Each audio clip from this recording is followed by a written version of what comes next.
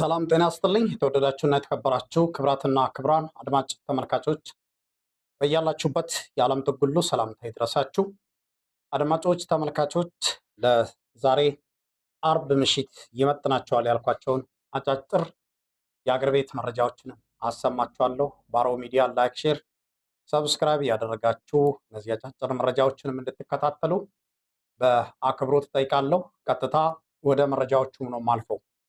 መረጃን የማስቀድምላችሁ በትግራይ ክልል 130 ዳኞች ስራ ለቀዋል።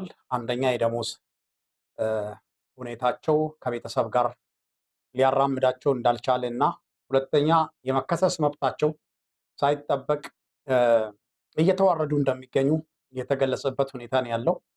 በኢትዮጵያ ታሪክ ዳኞች በተለይ በአማራ ክልል፣ በኦሮሚያ አንዳንድ አካባቢዎች ዳኞቹ ወንጀለኞችን አይቶ ግራና ቀኝ አገናዝቦ ወንጀል የለባቸውም ከወንጀል ነፃ ናቸው ብሎ በሚለቁበት ጊዜ ፖሊስ የቀጠሮ ጊዜ እየጠየቀባቸው 2 ቀን 3 ቀን እያሳደረ የራሱን ስራ ሰርቶ ገንዘብ እየተቀበለ ከፈለገም ደግሞ እያሰረ እንደሆነና የዳኞች መብት የዳኞች ቃል ያልተጠበቀ መሆኑን ግምት ውስጥ በመግባቱ ከዚህ በተረፈም ደግሞ የኑሮ ውድነት አሁን ካለው የደሞዝ አከፋፈላቸው ጋር ያልሄደ መሆኑን ግምት ውስጥ በማስገባት ስራ ለመልቀቅ ተገዷል።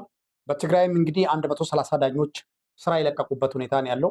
አማራ ክልልም እንደዚሁ አይነት ተመሳሳይ ጉዳዮች ናቸው ከዚህ በፊት የገጠመው። በሌላ መረጃ ኦኔግ 1 ሻምበል ሙሉ መከላከያን ደምስሻለሁ ብሏል። ምክትል ጠቅላይ ሚኒስትር ተመስገን ጥሩነህ በክልሉ ውስጥ የጦርነት ውጥረት እያለ አውሮፕላናችን በአየር ላይ እየበረረ ነው ይላል። ኦሮሚያ ክልል፣ አማራ ክልል ከፍተኛ የጦርነት ድግስ እየተደገሰ ባለበት ሰዓት ሁሉ ነገር አልጋ ባልጋ እንደሆነና ሰላም እንደተፈጠረ ሰላም እንደሆነ አድርጎ ስራቸውን እየሰሩ ይገኛሉ። ይሄ ነገር ወዴት ይሄዳል የሚለው እንግዲህ በርካቶች ሀሳባቸውን እያነሱ ይገኛሉ። የአማራ ክልል 80% እንግዲህ በፋኖ ቁጥጥር ስር መሆኑን መረጃዎች እየወጡ ይገኛሉ። መረጃውን ያቀረበው ሴሼትስ ፕሬስ 4.5 ሚሊዮን ተማሪዎች ትምህርት ቤት አቆመዋል ብሏል። በ13 የአማራ ከተሞችም የመንግስት ወታደሮች ንጹሐንን መግደላቸውን አሶሼትድ ፕሬስ ዘግቧል። አድማጮቻችን፣ በአማራ ክልል ያለው ውጊያ ዛሬም ቀጥሏል። እንግዲህ ለአብነት በሰከላ አሽፋ ትላንትና በነበረው ከባድ ውጊያ ተደርጓል። የንብረት ውድመትም ደርሷል። በሞርተር የመንግስት ወታደሮች እንግዲህ በአርሶ አደር ማሳ ላይ፣ ቤት ላይ፣ ከብቶች ላይ ጉድመት አድርሷል። ወደ 30 የሚሆኑ የተማረኩ መኖራቸው ተገልጿል። ሞትና ቁስለኛ የሚሆኑት በዚሁ ልክ ነው። በፍኖተ ሰላም ቀላል እና ከባድ ቁስለኛም ተመዝግቧል። በተመሳሳይ በዚሁ ወደ ትሊሊ አቅጣጫም አካባቢ እንግዲህ በቅርብ ርቀት ፋኖ በፈጸመው የደፈጣ ጥቃት በርካቶች ጉዳት ደርሶባቸዋል። በተመሳሳይ በፍኖተ ሰላም ቀጠናም ወደ ፋኖ የተቀላቀሉት መኖራቸው ተገልጿል። በአማራ ክልል በከፍተኛ ቁጥር ያለውን ሚሊሻ ለማሰልጠን በቁጥር 1 ሚሊዮን ሚሊሻ ለማዋቀር ባጀት እየተመደበላቸው ይገኛል። በክልል ውስጥ የሚገኙት የጤና፣ የትምህርት ባጀት፣ የውሃ ወደ ሚሊሻ እንዲዞር እየተደረገ እንደሚገኙም ተገልጿል።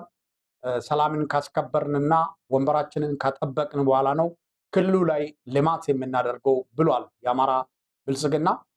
ጤና ላይ፣ ውሃ ላይ፣ ሌሎች መሰረተ ልማቶች ላይ ያሉትን ባጀት ወደ ሚሊሻ ባጀት እያመጡ ይገኛሉ በአሁኑ ሰዓት። ምክንያቱም ሚሊሻን በከፍተኛ ቁጥር በማሰልጠን ክልሉን ሚሊሻ እንዲቀበል ነው እንግዲህ አሁን እያደረጉ የሚገኙት ማለት ነው። ከዚህ በፊት እንደምታውቁት የአማራ ክልል ልዩ ኃይል ፈርሶ ይህንን ልዩ ኃይል አድማ ብተና በሚል ስም ቀይሮ በከፍተኛ ቁጥር እየገነቡ ይገኛሉ። ሚሊሻን በዚህ ልክ እንዲገነባና ባጀት ከተለያዩ ቦታዎች ላይ ስራ እንዲሰራበት ነው እንግዲህ እቅድ የተያዘው። በተለይ በአበል የሚሰሩ ሚሊሾች እንዳሉ ይታወቃል። የወራዊ ክፍያ ደግሞ የሚፈጸምላቸው ሚሊሻዎች ይታወቃል። ሚሊሾች ራሳቸው 2 አይነት ሚሊሾች እንደሆኑ ነው መረጃ እየወጣ የሚገኘው። በአበል የሚንቀሳቀሱ ሚሊሾች አሉ። እንደገና ወራዊ ክፍያ የሚፈጸምላቸው ሚሊሻዎች እንዳሉ ተገልጿል። ሌላው የፈረሰውን ክልሉን ልዩ ኃይል እንግዲህ የአድማ ብተና ፖሊስ፣ ሚሊሻ ክልሉን እያደራጁ ይገኛሉ። መከላከያ ክልሉን ለቀው ይወጣል ብለው የማሳሳቻ ንግግር ነው አሁን እያደረጉ ያሉት። መከላከያ ክልሉን ለቆ አይወጣም። መከላከያ ክልሉን ለቆ አይወጣም። እንግዲህ የማሳሳቻና የማዘናጊያ ንግግሮች ናቸው አሁን አማራ ክልል እየተደረጉ የሚገኙት። መከላከያ 60 ሚሊዮን 50 ሚሊዮን የአማራን ክልል ለቆ ወጥቶ የትኛውን ክልል ሊያስተዳድር ነው? ጎበዝ፣ መከላከያ ለቆ ሊወጣ ነው። አድማ ብተና የሚሰለጥነው ለዚህ ነው። ሚሊሻ የሚሰለጥነው ለዚህ ነው። ፖሊስ የተደራጀው ለዚህ ነው። ክልሉን አስረክቦ ይወጣል። ውሸት ነው። መከላከያ በከፍተኛ ቁጥር እስከነ መካናይዝድ ወደ አማራ ክልል እየገባ ይገኛል። አማራ ክልልን መከላከያ በራሱ ፍላጎት ወይም የፖለቲካ አስተላለፍን እንትን እላለሁ ብሎ ለቀቀ ማለት አዲስ አበባን እንደለቀቀ ነው የሚቆጠረው። አማራ ክልልን ከለቀቀ የቱን ሊያስተዳድር ነው? ኦሮሚያ ግማሽ ጦርነት ተይዟል። የትኛው ክልልን ሊያስተዳድር ነው አማራ ክልልን የሚለቀው? ያለው የሌለውን ኃይል ተጠቅሞ አማራ ክልል ላይ ይዋጋል። አሁንም ይህንኑ ነው እያደረገ ያለው። የማዘናጊያ ንግግሮች ናቸው። መከላከያ ክልሉን ለቆ ይወጣል የሚባለው ንግግር እኔ በበኩሌ እንደ አንድ ግለሰብ እንደ ሚዲያም አልስማማበትም፣ አልሰማምም፣ አልዘግብም። መከላከያ አይወጣም። መከላከያ አማራ ክልል ለቆ ወጣ ማለት ማንን ሊያስተዳድር? ይህንን ከጭንቅላታችን ውስጥ እናውጣ። ሌላው በአማራ ክልል በእስቴ በፋኖ ስም የሚንቀሳቀሱ ዘራፊዎች በህዝብ ላይ ጫና እየፈጠሩ ነው ተብሏል። በተለይ በሃይማኖቱ ጉዳይም እየገቡ ፋኖን ለማጥላላት የሚሞክሩ እንዳሉ ተገልጿል። ፋኖ እርምጃ መውሰድ አለበት። ፋኖ እርምጃ የማይወስድ ከሆነ በህዝቡ ዘንድ ለእውነተኛ ፋኖ ፈተና ይገጥሟል የሚሉት በርካቶች ሀሳባቸውን ሰጥቷል። እውነተኛ ፋኖ የማያደርጋቸውን ድርጊቶች ዘራፊዎች በፋኖ ስም ተደራጅተው ይሄን ድርጊት የሚፈጽሙ ከሆነ የፌዴራል መንግስት ደግሞ ይሄ ጉዳይ ለሱ ደስታ ስለሆነ ህዝቡ ፋኖቹ እነዚህ ሰዎች ተከታትሎ ፋኖ እርምጃ ካልወሰደ ለፋኖ ጥሩ አይመጣም ነው። ይሄ ትክክል ነው። ከዚህ በፊትም ተናግረናል። መልካም ስራ የሚሰሩትና እውነተኛ ፋኖዎች የዋሉበትን ዘራፊዎች በፋኖ ስም ተደራጅተው ከዘረፉ በኋላ ፋኖ መሆናቸውን ለአንዳንድ ግንዛቤ ላሌላቸው ህብረተሰብ ራሳቸውን እያስተዋወቁ ግንዛቤ ያሌላቸው ማህበረሰብ ደግሞ ትክክለኛ ፋኖ ነው እንደዚህ ያደረገን ብለው በተለያየ ቦታ ላይ ድምፃቸውን እያሰሙ ስለሚገኙ ይሄ አንደኛ ከፖለቲካ አንጻርም ለፋኖ ጥሩ አይደለም፣ እንደ ክልልም ለፋኖ ጥሩ አይደለም፣ እንደ ድርጅትም ለፋኖ ጥሩ ስም የለውም ማለት ነው። ስለዚህ ፋኖቹ እርምጃ እንዲወስዱ ህብረተሰቡ ጥሪ እያቀረበ ይገኛል። በሌላ መረጃ ጃዊ፣ መተከል፣ ቋራ ትናንሽ የገጠር መንደሮች እንግዲህ በ5 ቀን ውጊያ ውድመት ደርሷል። ሞተር ሳይክል፣ ትራክተር ተቃጥሏል። ዛሬም ሹላ በተባለው ቦታ በተደረገው የደፈጣ ጥቃት ጉዳት ደርሷል። ጉዳቱ እንግዲህ ከዛም ከዚህም ነው። ከፋኖችም ከመንግስት ወታደሮችም ጉዳት እየደረሰ እንደሚገኝ ተገልጿል። እንደሚታወቀው የመንግስት ወታደሮች ጉዳት ከደረሰባቸው በኋላ ንብረት ማውደም፣ ሰላማዊ ሰዎች ላይ ተኩሶ መግደል፣ ይህንን ተግባር እየፈጸሙ እንደሚገኙ ተገልጿል። ሌላው በደቡብ ወሎ ሐይቅ ከተማ 2 ወጣቶች ታስረው አንደኛው ተገሎ ወንዝ ዳር ተቀብሮ ነበር ተብሏል።